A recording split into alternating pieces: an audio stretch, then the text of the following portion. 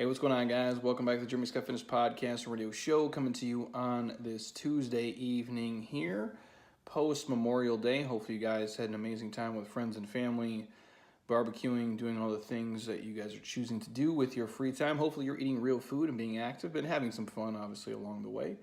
But I want to get you guys out here really fast. Got a ton of stuff going on this week, so it might be the only podcast I can drop. And selfishly, I have some sled work to do. I really have to go do some sled pushes, and I really don't want to do them at the moment. And so sometimes just hopping on the mic here and rambling on to you guys is my own kick in the ass, if you will, to get, I guess, in the right mindset to actually do the miserable work that I have to do. But blessed to be able to do it, but sometimes I'm just like you guys. I don't really want to go do the rough stuff. It's much easier if I could just head home, eat a pizza, and watch a movie, but that's not going to happen. So I'm here with you. So with that said, today's podcast, I'm talking about things that sports, fitness, bodybuilding in general have taught me throughout my life and kind of shaped and molded who I am. I know we just did our last podcast on childhood obesity and the crisis and the epidemic that I believe it is in America today. And I think without physical activity, without physical education, without sports, we're really doing kids and a huge disservice as they become adults. And I'm not saying sports is for everyone, but we're all competitive to some degree, and more so we're competitive with ourselves and how we can push ourselves and grow. And being a young kid, I probably didn't realize at the time, but like playing sports taught me a lot of life lessons that were going to mold and shape the man that I am today. And without athletics, without, with basketball, football, baseball, even the normal stuff we do like kickball, tetherball, rollerblading, literally jumping on a trampoline, like swimming, just the fundamentals of life, how we run, we jump, we skip, we move, we breathe. Without doing those things, I wouldn't be this. You guys wouldn't obviously be talking to me. You wouldn't be listening to me. It created, the character of the person who I was, not from just a physical standpoint, but from a mental standpoint. And there's a lot of life lessons and truths in fitness and sports and bodybuilding that don't exist in like a political educational world for the most part, because there's a lot of levels to things. And I'll strip this down. I'll make it as simplistic as I can.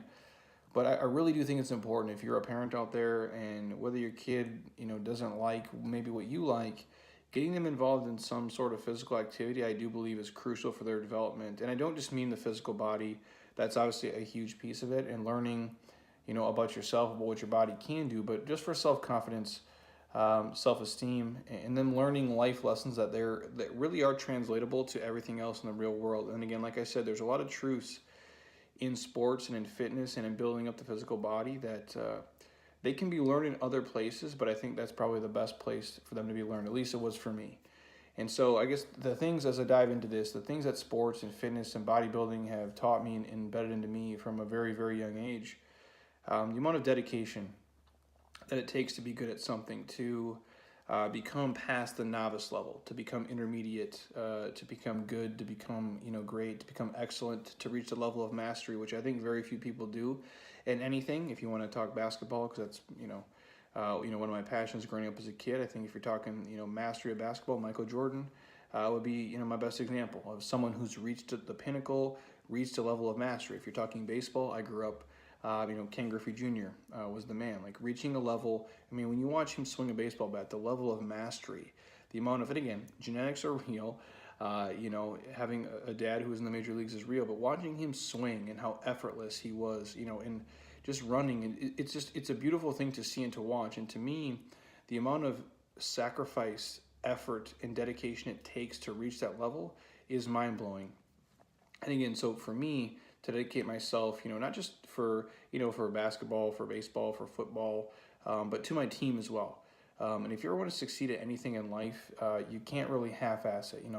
Ron Swanson's like, why half-ass one thing when you can whole-ass something? Kind of his famous quote. But I believe that in dedicating yourself, to being the best you can be, but for your coach, for your teammates, and not just to make you better, but to make them better as well. I think dedicating yourself to a sport and to a goal makes you not only a better player and a better teammate, but it makes you a better person. And what also, in that same context, what dedication teaches in sport and in fitness it teaches you guys a certain level of delayed gratification. I think that's probably one of the greatest skills that I personally have, is I'm willing to put in the work for something when I can't see the promise yet. And I think that's, I don't want to say like millennials, and I don't want to say like the younger generation, because I see people old as shit who deal with the same thing. And I think that's kind of a cop-out. Well, the younger generation, I'm like, well, if you're 57 saying that, like, you raised them, asshole. Like, no offense to anybody, but like, if you're saying that to your younger kid or your younger son, I'm like, you're the one raising them and taking them through that. My point being is, I think a lot of people struggle with delaying gratification for something. We want it now. Again, I've talked about this a million times. We're in a microwave culture, in a microwave world, where we're not willing to just put it in a crock pot and just, and take care of it and let it sit and stir it and move it and give it 7 hours. We want it in 7 minutes. And sports teaches that. It teaches a certain level of delayed gratification. That is, inside that is the power of patience. Having a sense of urgency to get stuff done, but being patient with the results. And what I mean is this: when you start playing sports, like ages, 6, 7, 8, 9, 10, you're terrible. Even your kid, and no offense to anybody, if your kid, my kid's a great 10-year-old, he still sucks. He's 10. Like, you're just not good yet. You're not mature enough. You don't own your body yet. You don't own the movements. You haven't put in enough years, enough time to master the skills. But those are important foundational years where you struggle through being uncoordinated. You struggle with not being able to use your right or left hand, with not getting your footwork perfect. You struggle with, stumbling and falling, and maybe not understanding all the rules and all the movement, but it takes time. And those formidable years are important. Age range training is real. It's why people who start off training at, 12, 13, 14, 15 in fitness and lifting have such a huge advantage over the person who starts at training at 26. It's just reality.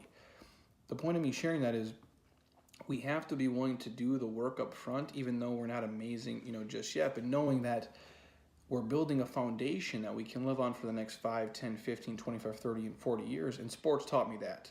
When I started off, I was terrible at everything.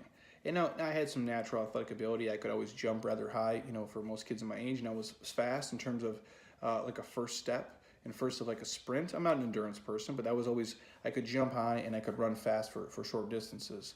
And so, but even with that said, I wasn't skilled at swinging a baseball bat. I wasn't skilled at throwing a football. I wasn't skilled at dribbling and shooting a basketball. But you practice over time, and you're willing to delay the gratification for something because you know the payoff's going to be real. So from a very young age, I realized, wow, I sucked in 3rd grade, but by 8th grade, I was a little bit better. And by 10th grade, shit, I could actually really play. So it's like I took that same principle and applied it to my physical body and fitness. I'm like, I'm going to work out for the next year, hard as shit every single day, and I'm probably not going to look that much different. But if I do it 2 years from now, 3 years from now, 4 years from now, 5 years from now, 10 years from now, I'm actually going to look like I work out. And it's very hard for people to do that. And I think sports, if you can be conscious of it, and even when you're young, you don't understand it, and I don't think I did either. But as you get older, you start to reverse engineer some of the things you've already accomplished and done in your life. And I always go back to sports because it taught me so many things. It taught me you have to be self-dedicated, and you have to be willing to delay gratification today for something that's going to pay off next season and the next season and the next season, or maybe when you're a junior, when you're a senior, or if you get a scholarship and you go to college. And that's what I want to talk about when I say dedication. It's you guys doing it, for yourself. It's that kind of internal motivation, if you will, which I'll touch on in a second, but it's you being dedicated, for you and nobody else. And nobody's making you do that. And I think that's the biggest thing when I say that self-dedication. Nobody's making you go practice on your own. Yeah, you're going to show up to team practice, and that's the bare minimum. But to me, it was always the guys who would show up early, who would stay late, and the guys in the summertime who would put in the work. It's what you do in private you get praised for in public. And that goes for fitness as well. For surely goes for the shit that you eat and how you train and how you sleep and how you take care of yourself. But in sports, for sure. It's not what you see on TV during the games. It's not what you see, just during practice or just during a game. It's the things you're doing in private. It's the tens of thousands of hours when nobody's watching. And that's you becoming self-dedicated and self-motivated, knowing you're going to do something in June, July, August, September, October that hopefully is going to show up in November and December. And you do that wash, rinse, repeat style over and over and over again. And fitness is the same way, you guys. It's what you do in private you're getting praised for in public. And it's you having to be self-motivated. And I took that, from baseball, from basketball, from football. I applied it to my physical body and fitness. I applied it to my education. I applied it to my business now. And so all those same skills I learned from just playing sports, as simple as it is. The other thing I'll touch on as well, what I learned from sports, from fitness, bodybuilding in general, Self-confidence. For me specifically, and that's why we touched on the childhood obesity thing, kids do get bullied. If they're overweight, if they're obese, if they can't self-identify with a certain social circle. And for me, being what I like to call a 100% introvert, I'm a mutant. Funny enough that the podcast is like the biggest driver of our business now in traffic, and it just blows my mind that. And I love you guys. Thank you. I appreciate it that you listen to me sit here and ramble on and interview people, and if I provide you whatever value I do, I sincerely do thank you for that. It's almost comical to me because I had no social skills, and I still really don't. No social skills as a kid growing up. Didn't talk a lot. Not super verbal in leadership, which I'll skip on in a second. But the amount of self-confidence I gained from sport in myself, and knowing that I was becoming better at something, that I had put the work in, that I had practiced at something, and I had became better, and nobody gave it to me. It's just I am the one who did the work. I did the drills. I showed up to the camps. I went to practice. I played in the games. I simulated the game situations. I mentally thought about playing before I ever played. It instilled a confidence in me, and not just in myself, but knowing that other people, that coaches and my other teammates had confidence in me, built me up to the person I am today. Without sports and that, I don't know where I would be. I don't think I would have this, I don't want to say it's like an unreal belief in myself or this unreal confidence in myself that I can do things, because I know what I suck. I also have self-awareness. I know what I suck at. I know what I'm not good at. But playing sports, and whether, and to be winning and becoming better and improving year after year after year, built the confidence in me that I could do other things in life. And I always sucked at school, and I was fucking terrible at it. And I hated everything outside of basically PE. And I could handle art, like painting and drawing. So basically for me, school was like just the fun shit. And I hated everything else because I was bad at it. Without having PE in school, and that's why I touched on it in the other podcast with kids, I would really suffer today in the ecosystem that is going on for a lot of people. If there was not PE in school, I don't know if I would make it through, you guys. I'm being completely honest. If there was not like art and PE, I would suffer, because I'd be showing up to a place where I'm bad at everything. I would have no friends because there's no camaraderie. I'm not good at anything that we're doing in school, so I'd be looked at as like I'm the kid who sucks and he's terrible, and I'm always like, the bottom of the barrel class-wise. But being awesome in PE and accelerating and being athletic and being an athlete gave me an identity, gave me something to self-identify with, but also gave me friends. And that's probably the biggest thing I'm driving at, is giving me the self-confidence, giving other people, hey, Jeremy's good at sports, we can use him for this. And like, that's where all my friends came from. I did not have a single friend, you guys, outside of athletes in high school and in college. I really don't think I can name one right now off the top of my head. Every single person I knew was because I played sports, and because they knew I played sports, and because I was good, and that's what built up the person I am today. The other thing I'll touch on that sports specifically taught me as a kid, like leadership. And again, I was not a huge, way less verbal than I am now. So not a leader by words, but a leader by example. And I always wanted to be a person who inspired somebody else, both on and off the field, by the way I carried myself and the way that I lived my life. And obviously I made a shit ton of mistakes, and I fucked up a lot. And that's part of the process too. I think that's the great thing about sports and fitness and life teaches you. You're going to make mistakes. You're not going to, you're never going to probably have a perfect game. You're never going to probably have a perfect practice or a perfect season, but you learn from those things. And what sports taught me to do is kind of just rise up and become a person who could lead by example of doing the right things, both before the game, during the game, and after the game. And I learned the leadership quality of, if I show that I'm working hard, if I can be driven, if I can push myself, and other people see that, they're probably willing to do the same thing. And that's why I always say I'm a practitioner. I don't just teach theory. And so knowing I did that as a kid, knowing as if I work super hard, like, on the court, in the weight room, at practice, and do the best that I can, and try not to bitch and whine and complain, which I did my fair share of that as a young person. I'm not trying to claim that I didn't. But if I really worked hard, and not just like in practice, but they saw me in the summertime, well, Jay's in the gym, he's lifting and he's shooting for hours and hours and hours and hours. He's practicing, he's putting in the work. They're willing to do the same thing too. I do the same thing for my business. If I'm not willing to work hard here, why are my, team members here willing to work why are they going to work hard? Why is Jacob, Monica, the other Jacob and Matt and these guys and Travis going to do really awesome stuff for me if I'm not leading from the front? It'd be really hard for me to buy into an organization or a team if I didn't see the head coach or the president or the CEO or the GM putting in the work as well. So that's what I do. And again, all of that learned from sports. The other thing, teamwork, obviously, without a doubt. And not just specifically teamwork, but the power of a community and the power of what a community and a team can do. And all the sports that I played through my life were all team sports. No individual stuff. Even like bowling, which I got into for a long time, you're still part of a team. Yeah, you're individually out there like throwing the ball, but you're still part of a team as you go there. And I learned the importance of like what a team can do together. And again, I didn't play on a million great teams. I was fortunate enough to play in a handful of really good teams, and there's a huge difference. The camaraderie, the common goal, the common task. You sometimes sacrificing something of yourself for the greater good of everybody else. And it taught me how to balance, people, how to balance different personalities for sure, how to make friends, how to solve problems both on and off the field, and work with different walks of life. And like I said, if you're never in a team in a setting like that with sports, where you're traveling with a group of guys, and I'm fortunate enough to be in college, living with a group of guys with people from all over America. Sometimes we had a dude from Spain in our team outside of America. It really opens your eyes, and it teaches you about different cultures and different ecosystems and different neighborhoods, and how different kids were raised and how they grew up and how they learned sports, and whether it was like from two parents or one parent or no parents. It was very eye-opening, but it teaches you to work with people who are vastly different from you. They grew up in a different state or a different country. They grew up with a bunch of money or with no money, or they grew up like you and they were broke, or whatever it may be. But I really did learn how to work with other personalities and see what makes other people tick, what drove them, what people were selfish, what people were giving, what they were willing to give up and not willing to give up. It's an important thing, and I think if you learn that at 8 playing baseball, you can take that at your corporate job when you're 28. So again, there's many things that parallel sports and fitness that you will take with you in real life when you're far beyond your playing days, which for most people ends at probably 18 years old.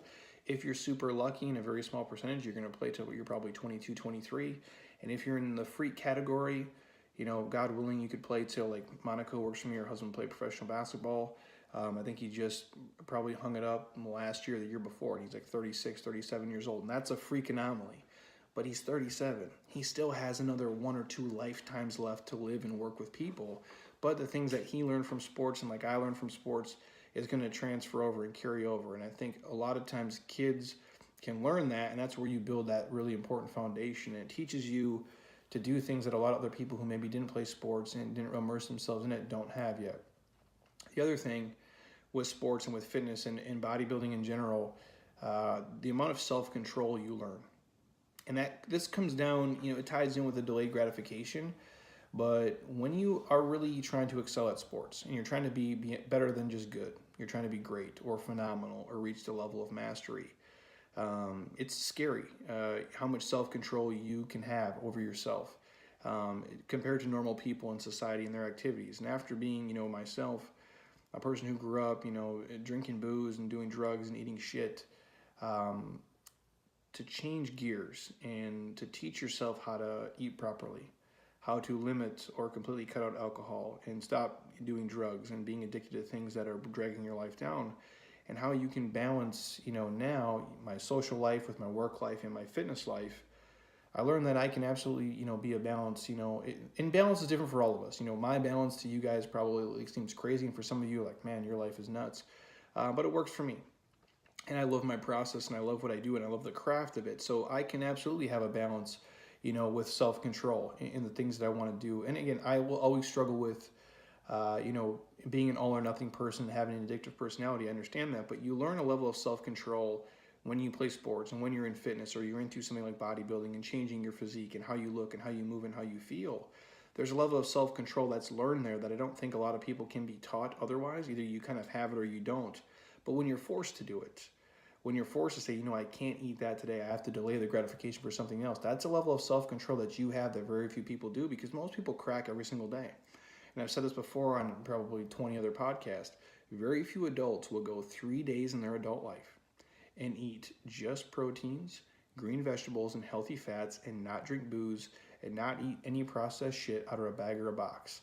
And I know that sounds insane, but think about it. How many friends do you know who 3 days in a row will do something like that? They'll make, if they eat 3 times a day, They're going to make all 3 meals, and it's going to have all real food in it, and they're not going to drink alcohol, and they're not going to eat sugary bullshit. Very few people do that because why? They lack the self-control, and they're not willing to delay the gratification of drinking booze or eating a donut or cookie 5 days from now. They have to have it now. Again, it's the microwave culture. And I think if you play sports and you're into fitness and you're really trying to change your body, you will have battles with yourself. You'll sell yourself on why you should or shouldn't do something, but there's a level of self-control that's learned there.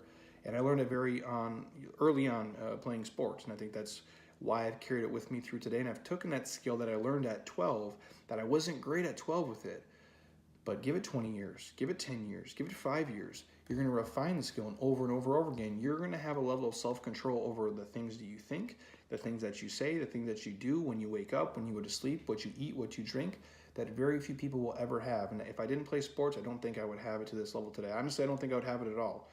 And to being completely honest, not to get like super serious, it's I probably would be dead somewhere, honestly, or like just be stuck in a factory, working a normal 9 to 5, getting off work, just drinking beer, watching TV and movies, and saying poor me, and wondering why my life wasn't in a better place. And I think that's why I think life is so precious. I really do, and I value my time so much. But I think we can all, life is funny because I think you can take a different fork in the road at a million points in your life, and you never know which one's going to be the right one.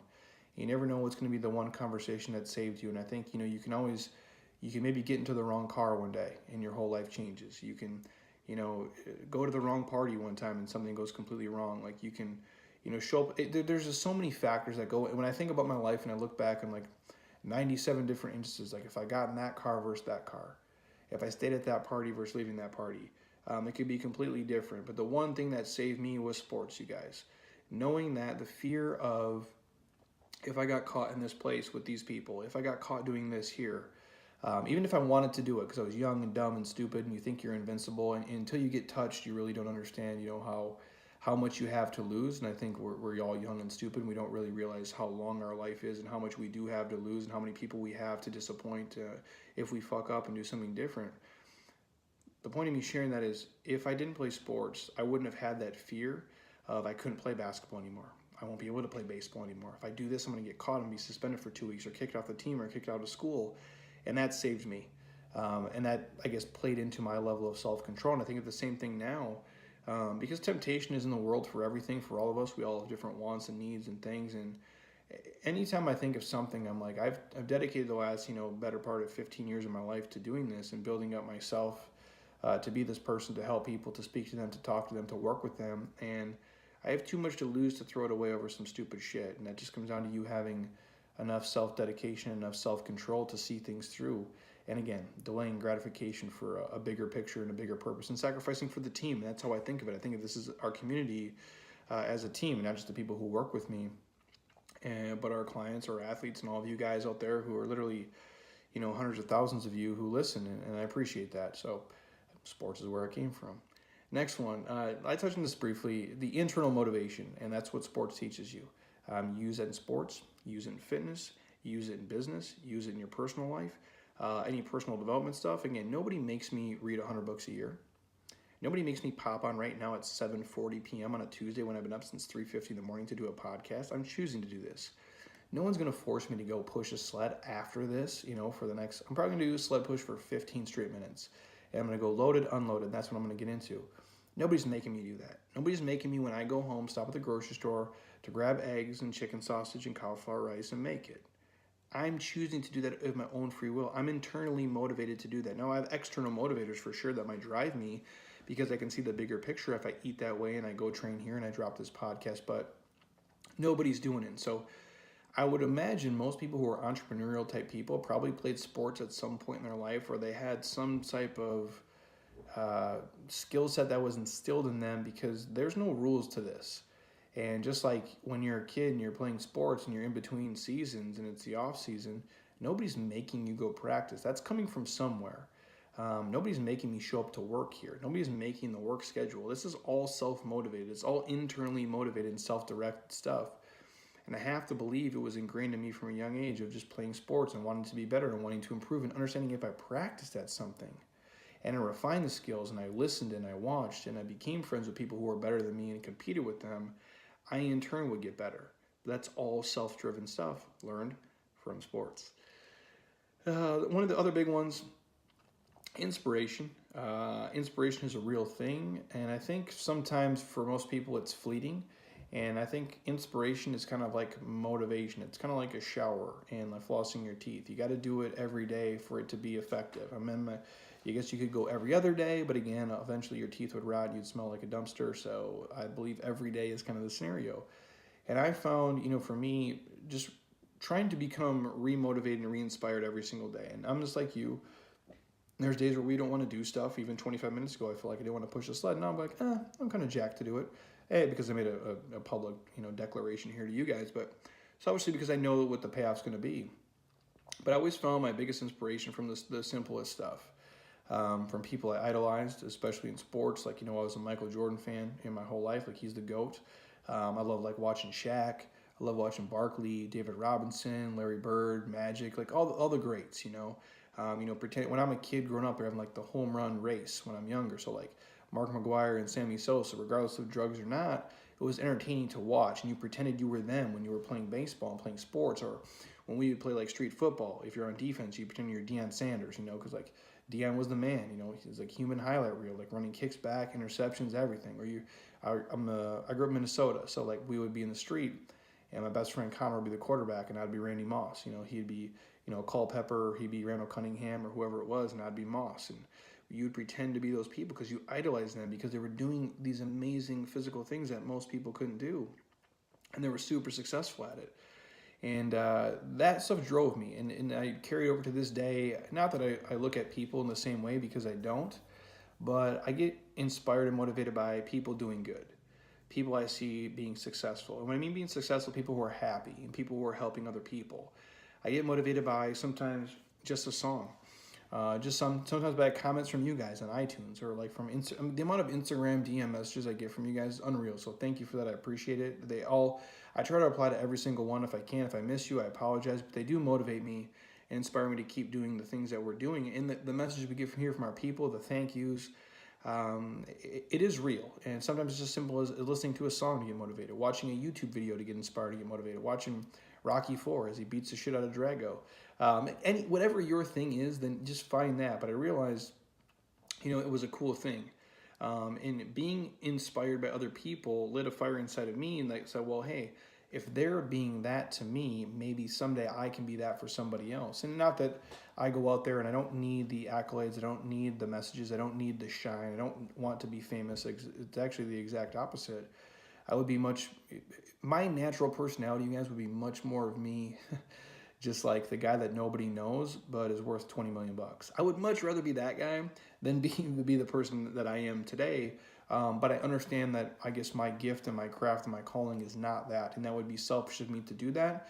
So as a kid, I'm like, well, if I'm jacked up by watching Michael Jordan play basketball, maybe someday some little kid will be jacked up by watching me play basketball. Or if I think Arnold is amazing and he's great, maybe one day I can be that version of it for somebody else on a smaller scale. If me living a healthy lifestyle, if me having a fit body, if me eating right, if me saying positive things to them, if me writing a book that can help them, then I can do that for someone else. And the cascade effect you have by inspiring people and motivating them is pretty powerful.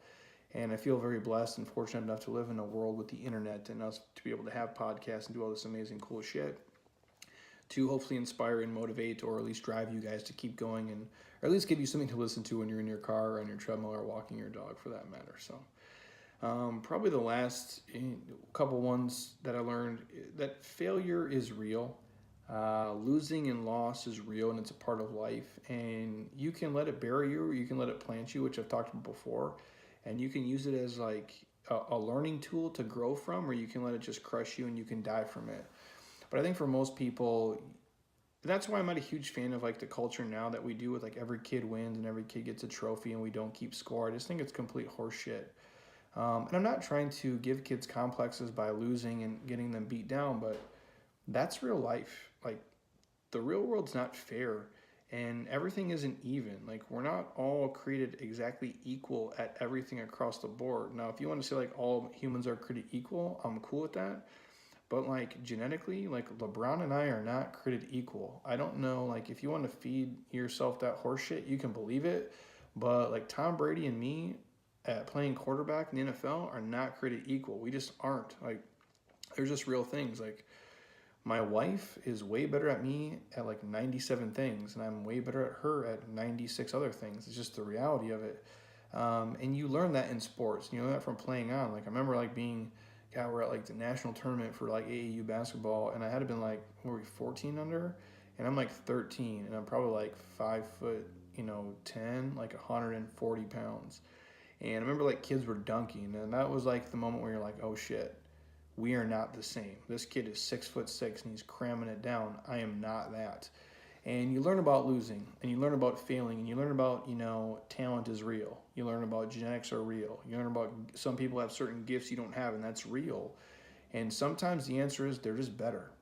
And that's it, man. Like you just like, hey, they're more athletic, they're bigger, they're stronger, they're faster, they play better as a team, they just beat your ass. And you learn that at 12.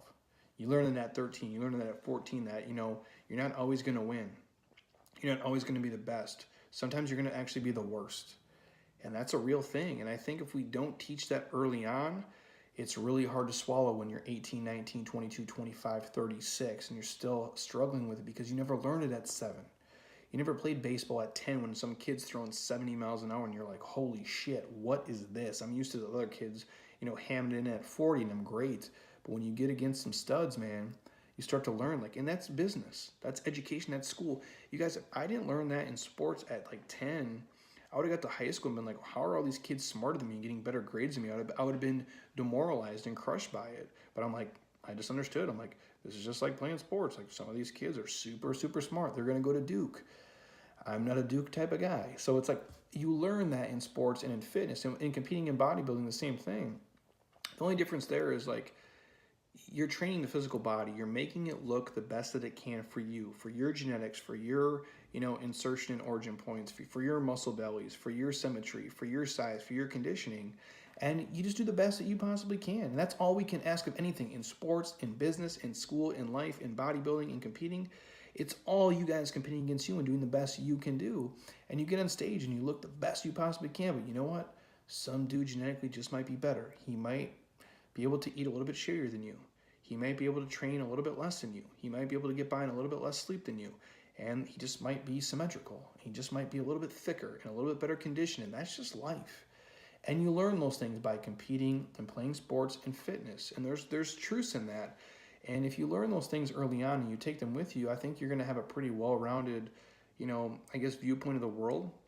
And you'll be in touch with reality. And you have a level of self-awareness that very few people really have as they move through life because they forget. And sometimes people just forget. And you learned it. Again, if you ever played sports and competed, you learned all these things. You might have forgot them. You might have not let them sink in. You might not have thought back as much as I have and reverse engineered it, but it's real.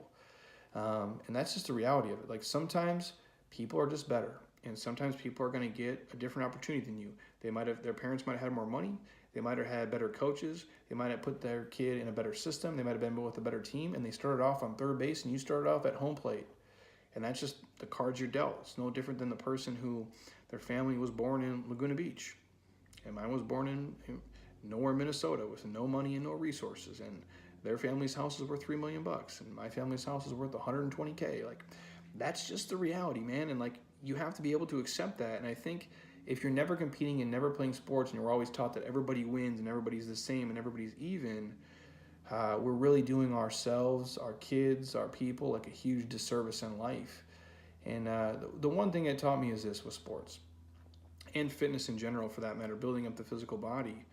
And I knew this from early on. I'm not a genius. IQ-wise, I am not.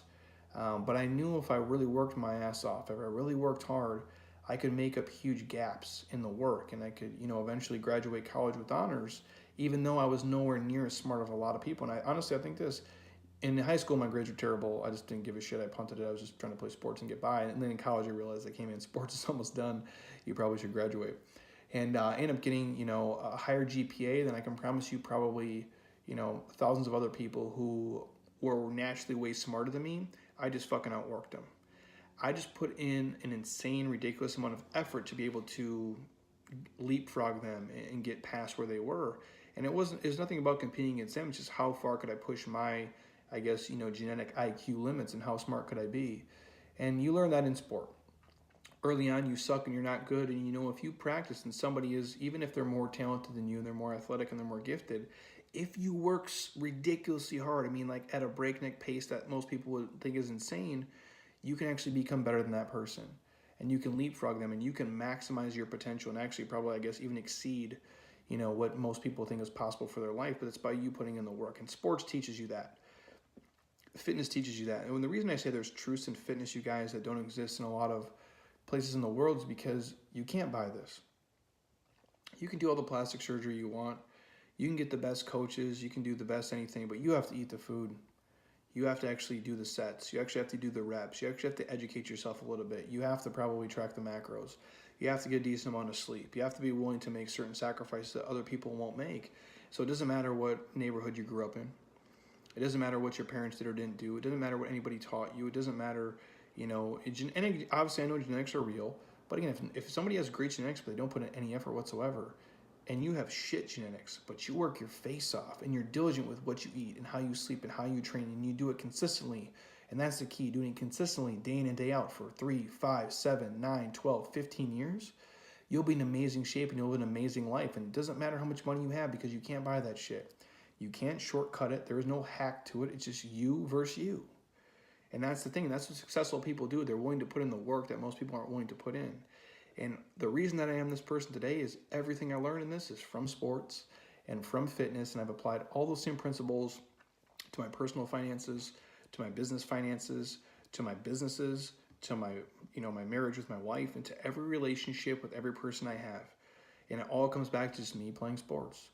And that's why I say it was the greatest gift that I ever had, was being able to be physically active and having some, physical, talents and physical gifts to be able to take that and roll with that and ride with it. And it set me up for a level of success that I don't think I would have had. So that is what sports and fitness and bodybuilding and life in general has taught me. It's the foundations of everything I am as a human. That's why I do believe in fitness so much. If you're coming here just to get sweaty and work out, and you're following me and listening to me, and you're buying our stuff just for the exercises, I appreciate it, and it's cool, and we'll take the money, and I think it's awesome. But there's a lot more that I'm willing to share and to give inside of that I think can help you beyond just the physical body. And I'll say this too, even if you follow us just for the workouts and just for the fitness, and you think that's all it is, that's fine. I can't judge you for what you want to get out of it. We're a service business, so you get out of it what you choose to. But if you're just in it for the fitness and the activity, what I'll say is this: start to learn some things about yourself during the workouts that we share, whether that be finishers or marathon type stuff, or loading things or Metcon things, whatever it may be. And if you're fortunate enough to come here and train with me sometime in our miserable Sunday group or in our normal group training stuff, or where your local gym is at, or if you follow us online, whatever it is, start to see how deep a waters you can take yourself mentally. And I think that's what it comes down to, is all these things that you learn through the physical body, through sports and through fitness, there's a mental aspect to it too. It creates a mental toughness that people who never went through it, I don't think, have. Meaning, we say it here, especially when the workouts get tough, like, how deep a waters can you go in? Are you willing to swim out 2 feet and do 20 minutes on the assault bike? Are you willing to swim out 200 yards and do 40 calories on the assault bike in a minute? Or are you willing to go out in the middle of the ocean and push 60 plus calories in a minute on the assault bike? Now, obviously, physical limitations are going to dictate some of that stuff, and I'm just using the assault bike as the example. But my point is like, during these workouts, it just comes down to how much can you take? How much pain can you take in a small amount of time? And I don't mean like pain like physical injury. I just mean like you pushing yourself, whether that be speed, tempo, load, whatever it is. And like, how much are you willing to push that, And again, I'm not saying pain like you're injuring yourself. I get so much flack for this.